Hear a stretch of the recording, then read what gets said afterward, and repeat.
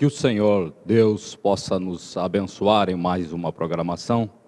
É um privilégio, outra vez, estar falando convosco sobre a Palavra de Deus. E desta feita estamos concluindo um assunto do qual já iniciamos, falando sobre o novo nome e trazendo este assunto sobre a luz da Palavra de Deus. E desta feita vamos falar sobre o novo nome em uma pedra branca. Agora, quando falamos disso, estamos falando de uma escritura de Apocalipse, capítulo 2, versículo 17. E nessa escritura fala da promessa aos vencedores. Em cada era da igreja, Deus deu uma promessa, um bálsamo, para aqueles vencedores que vencessem a tribulação daquela era vigente, que ele daria uma recompensa a cada um deles. E durante as eras isto se cumpriu em partes. Porém, nestes dias que estamos vivendo, estas promessas se cumprem em plenitude. E nós encontramos em Apocalipse capítulo 2, versículo 17, que a Bíblia nos diz que ao que vencer, darei eu a comer do maná escondido, e dar-lhe-ei uma pedra branca, e na pedra branca um novo nome escrito, o qual ninguém conhece senão aquele que o recebe. Nesta promessa ao vencedor, a Bíblia faz referência inicialmente que ao que vencer, darei de comer do maná escondido. Agora precisamos voltar nas Escrituras para entendermos cada passo desta promessa. O que foi o maná? Quando Deus conduziu o seu povo, o povo de Israel, do Egito até a terra prometida, ele os alimentou com uma comida especial. Uma comida que tinha vitaminas de A a Z. Uma comida do qual o seu povo se alimentou durante toda a sua jornada, e nenhum deles ficou doente por falta de nutrição, porque eles estavam se alimentando de um alimento que tinha todas as proteínas, todas as vitaminas, tudo que se fazia necessário para o seu corpo estava nesse alimento. E quando Deus enviou esse alimento, o povo saiu pela manhã, olhou para os campos e viu algo como uma neve sobre os campos. E se voltaram a Moisés e perguntaram: maná, o que é isso? E Moisés lhes respondeu: esta é a comida, este é o alimento que o Senhor Deus proveu para vós neste tempo. Aquele foi o maná. Porém, este alimento, este maná, chegou um tempo que ele não mais caiu nos campos. E a Bíblia agora está fazendo referência de um maná escondido. Aonde este maná estava escondido? Este maná estava escondido no templo. E o templo havia 3 compartimentos: um átrio exterior, o lugar santo e o lugar santíssimo. O que simbolizava esse templo? Esse templo simbolizava o corpo do Senhor Jesus Cristo. E este corpo do Senhor Jesus Cristo, ele faz referência quando esteve sobre a terra, quando os discípulos estavam conversando, estavam indagando a respeito do templo, e vendo quão grande era o templo, e Jesus, falando aos discípulos, disse a eles: por que vocês estão preocupados com esse templo? Eu posso, em 3 dias, reconstruir este templo, derrubar esse templo e reconstruir. Ele estava falando do seu próprio corpo. Então, o templo é um símbolo do corpo do Senhor Jesus Cristo. Se é um símbolo do corpo do Senhor Jesus Cristo, dividido em 3 átrios, vamos ver o que significa cada compartimento, cada átrio, porque está falando do Senhor Jesus Cristo. No primeiro átrio encontramos uma pia de bronze e também um altar de bronze. E nessa pia de bronze, o sacerdote lavava as suas mãos, e então no altar era imolado o sacrifício. Isto simbolizou o sacrifício da cruz do Calvário, porque a Bíblia nos diz em Isaías capítulo 53, que ele levou sobre si as nossas transgressões. Se ele levou sobre si as nossas transgressões, ali estava o altar de bronze, ou seja, o pecado sendo julgado, o pecado sendo atribuído.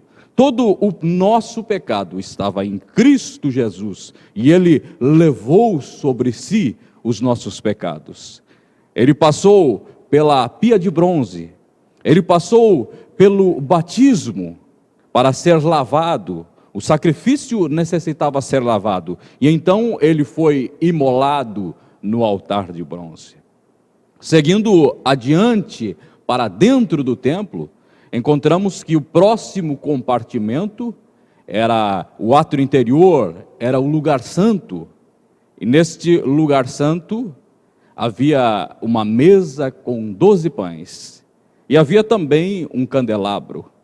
Esta mesa com 12 pães representava as 12 tribos de Israel. 12 pães, um alimento para cada tribo.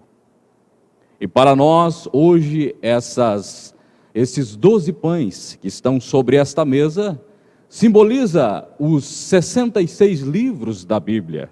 6 mais 6 são 12. 66 livros da Bíblia é o pão que está sobre esta mesa.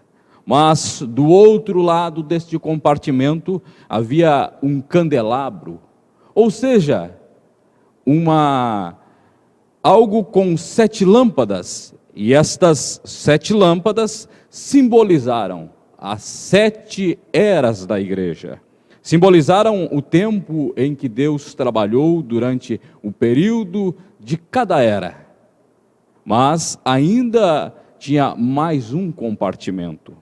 E este compartimento era chamado de lugar santíssimo.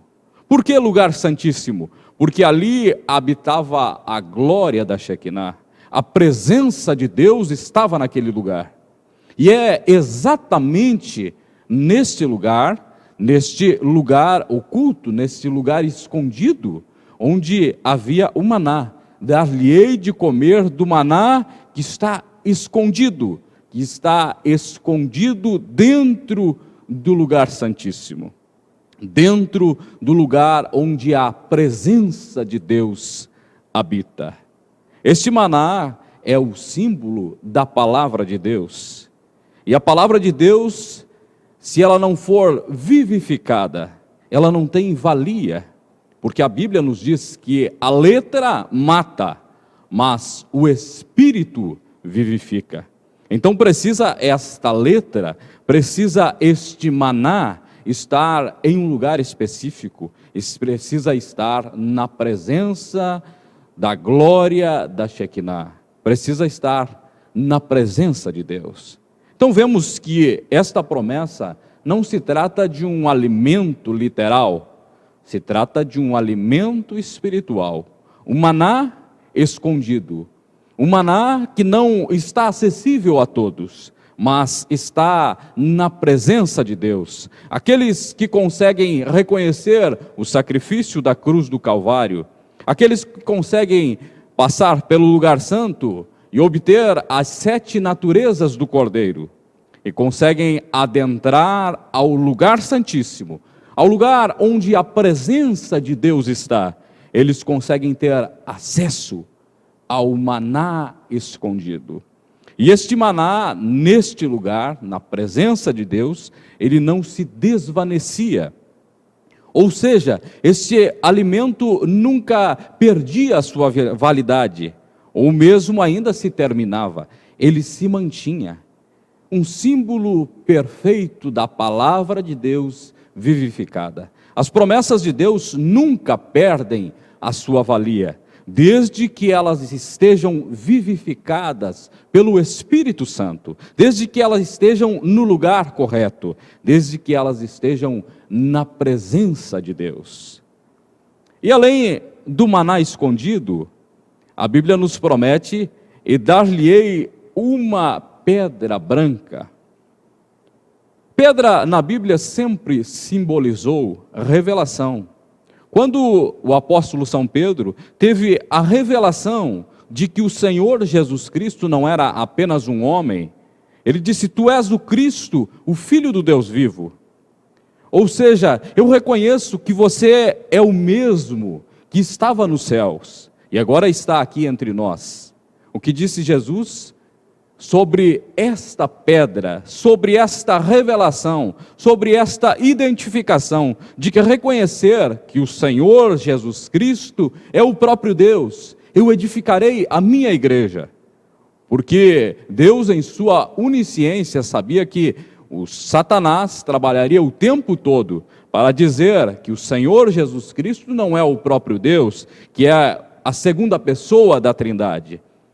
Por isso, Jesus disse a Pedro: sobre esta pedra, sobre esta revelação, eu edificarei a minha igreja.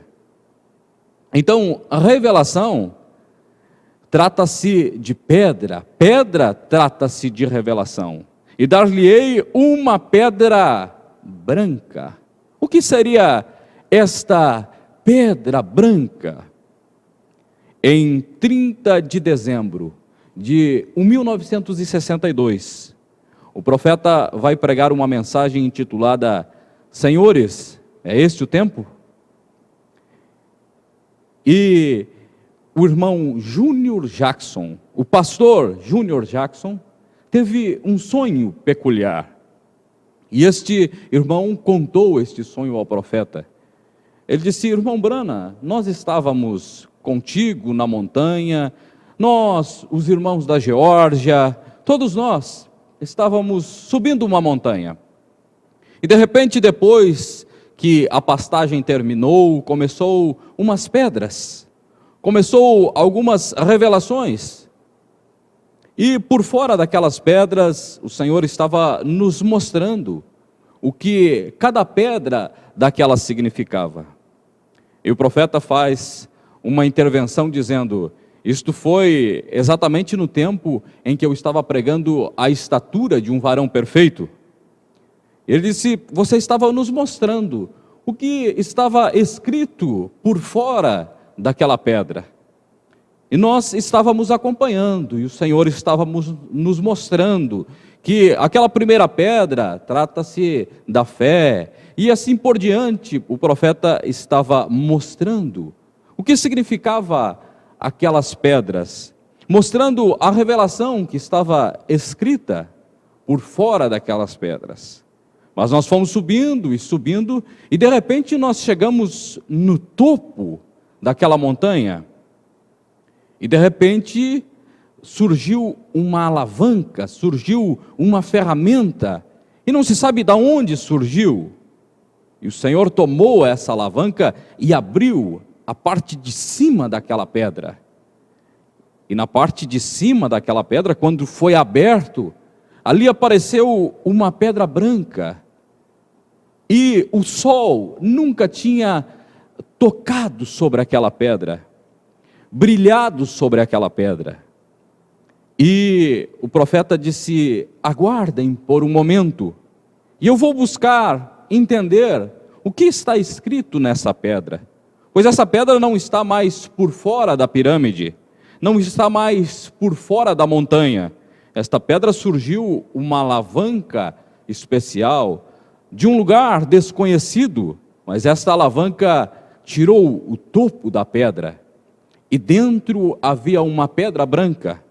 E ele disse: aguardem por mim. E no parágrafo 101 desta mensagem, ele está contando-nos isso. E ele diz assim: ele disse que quando eu fiz isso, ele disse, então os irmãos, depois de um momento, deram uma volta e disseram: ele desapareceu, onde foi? E ele disse: alguns tomaram este caminho, alguns tomaram aquele caminho, e outros tomaram outro caminho. Porém, uns poucos permaneceram e olharam naquilo que lhes havia dito. Uns poucos permaneceram para compreender o que estava escrito naquela pedra branca. Alguns já estavam satisfeitos com toda a revelação que o profeta havia trazido de toda a pirâmide, de toda a montanha. Eu vi várias pedras até agora, e restou apenas uma pequena pedra branca no topo da montanha. E o profeta se foi, e ele subiu uma montanha e desceu, e subiu outra e desceu, e não sabemos para onde ele foi.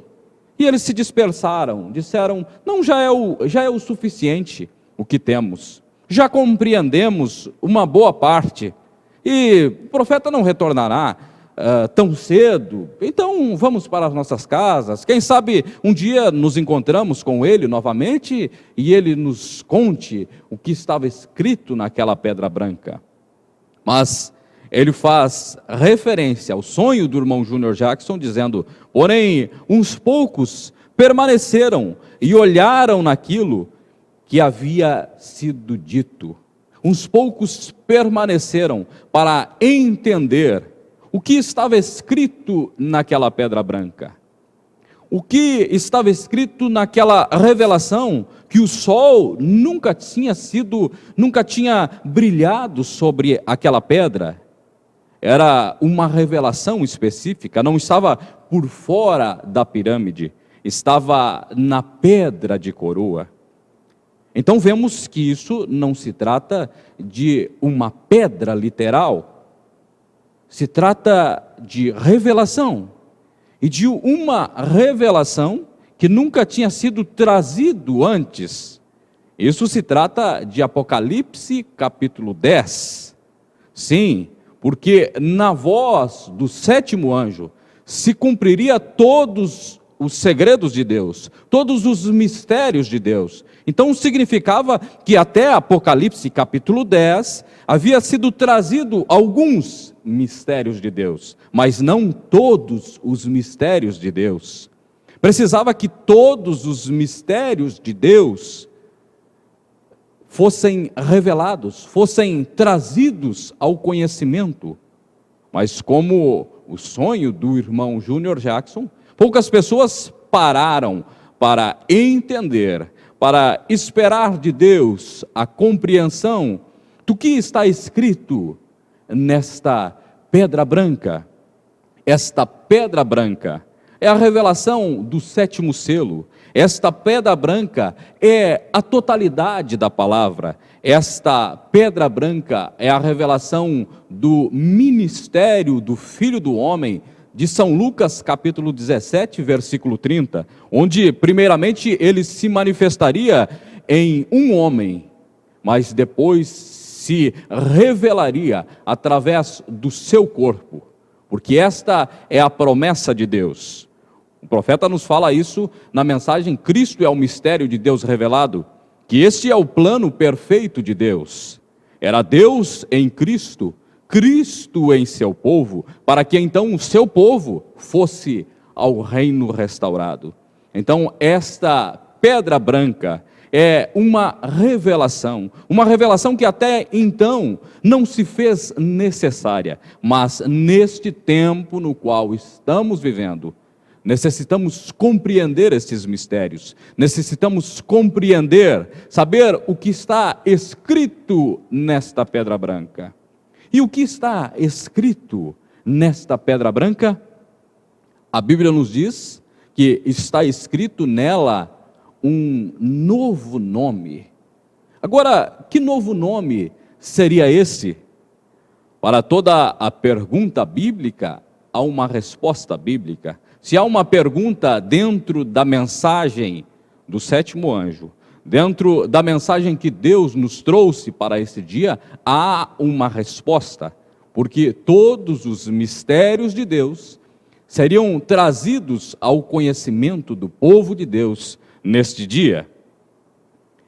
E o profeta nos diz assim na mensagem Sete Eras da Igreja, no livro das Sete Eras, na página 285, Ele fala assim: e eu escreverei sobre ele meu novo nome, quando tudo se tornar novo. Então ele tomará sobre si um novo nome, e esse novo nome será também o nome da noiva.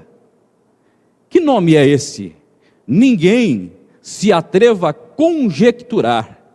Teria que ser uma revelação do Espírito dada tão conclusivamente que ninguém se atreveria a negá-la. Mas, sem dúvida, ele deixará esta revelação para o dia em que ele desejar divulgar seu nome. É suficiente saber que será muito mais maravilhoso do que podemos chegar a imaginar. O profeta nos está dizendo que ninguém se atreva a conjecturar, que ninguém se atreva a chegar somente no novo nome e tentar dizer o que é. Ele precisa comer do maná escondido, ele precisa subir os 7 degraus e chegar no topo da pirâmide e ver esta pedra branca. Depois que ele ver esta pedra branca, então ele estará à altura de conhecer os mistérios de Deus, ele estará à altura para compreender quem é, qual é este novo nome, que ninguém se atreva a conjecturar. E na mensagem, o primeiro selo, no parágrafo 283, o profeta nos diz assim: e Jesus, seu nome na terra, era Redentor, Jesus. Quando ele estava na terra, ele era o Redentor, isto é verdade.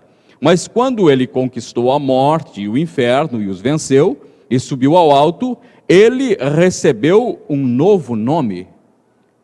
Que novo nome é este, quando ele ascendeu aos céus? Quando ele estava na terra, em todo o tempo ele fez menção do seu nome, fez menção do seu ministério, porque nome sempre se trata de uma revelação, de um ministério, porque todos conhecem a fonética Senhor Jesus Cristo, mas nem todos compreendem a totalidade do seu plano, nem todos podem o chamar por todos os seus nomes. Um homem pode ser o seu nome conhecido de todos, mas somente a sua esposa pode o chamar por um nome específico de esposo. É só ela que pode ter a ousadia de chegar perante ele e de chamar de meu esposo.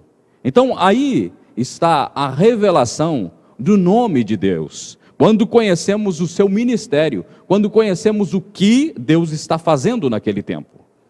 Quando ele esteve na terra como Redentor, ele se apresentou com um nome. Qual foi esse nome? Ele fez menção em todo o tempo, o Filho do Homem. E você pode encontrar por todos os evangelhos, ele se referindo a si mesmo como o Filho do Homem. Agora, quando ele ascendeu aos céus, ele não ascendeu aos céus como um profeta. Não, porque o Filho do Homem é um profeta, Cristo na forma de um profeta, o profeta dos profetas. Quando ele ascendeu aos céus, ele ascendeu com um novo nome, a presença invisível, o Espírito Santo. Qual é este nome? Este nome é o Filho de Deus. O Filho de Deus que esteve com o seu povo, conduzindo a sua igreja por todas as eras da igreja. Continuemos a ler o que o profeta nos diz. Esta é a razão pela qual eles gritam da maneira que o fazem e não obtêm nada. Esta é a razão pelo qual eles clamam pelo nome Senhor Jesus Cristo e não obtêm nada. E o profeta continua nos dizendo, ele diz assim: isto será revelado nos trovões. Vem, observe o mistério. Ele está vindo cavalgando. Tem que haver algo para mudar esta igreja. Você sabe disso. Tem que haver algo. O profeta diz, você sabe disso. Precisa de algo para mudar esta igreja. O que tivemos agora não é o suficiente. O que tivemos até a abertura dos selos não foi o suficiente para dar fé de transladação. Precisamos de algo. E ele diz: você sabe disso. Tem que haver algo para mudar esta igreja. Tem que haver algo. Observe, ninguém conhecia a não ser ele mesmo. Agora observe, ninguém conhecia a não ser ele mesmo. O profeta está fazendo menção de uma escritura, e esta escritura é Apocalipse capítulo 19, que se casa com a escritura que lemos inicialmente. Em Apocalipse capítulo 19, versículo 12 e versículo 13, a Bíblia diz assim: e os seus olhos eram como chama de fogo, e sobre a sua cabeça haviam muitas diademas, e tinha um nome escrito que ninguém sabia, senão ele mesmo, e estava vestido de uma veste salpicada de sangue, e o nome pelo qual se chama é a Palavra de Deus. Este é o nome de Deus. Deus é sua palavra.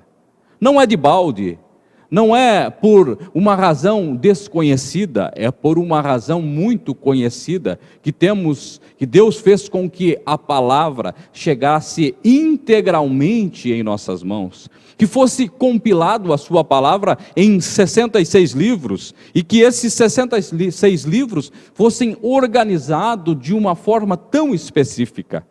Havia algo sobrenatural, porque Deus é sua palavra. O nome pelo qual se chama é a Palavra de Deus.